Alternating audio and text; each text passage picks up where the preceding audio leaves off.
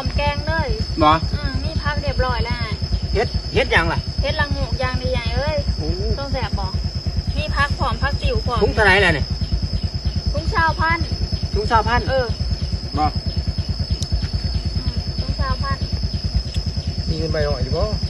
มีแต่ใบ1,000 บาทตัวได้นี่ ใบพันกับมีทอดไอ้ เดี๋ยวหาเบิ่งก่อน มีบ่ไปหน่อยโอ้โห50 มีมาซิมีทอดไอ้ มีทอดบ่50 ทอดเอาทอด มันก็ต้น30แต่ว่า ตอน30โอ้หา เนี่ย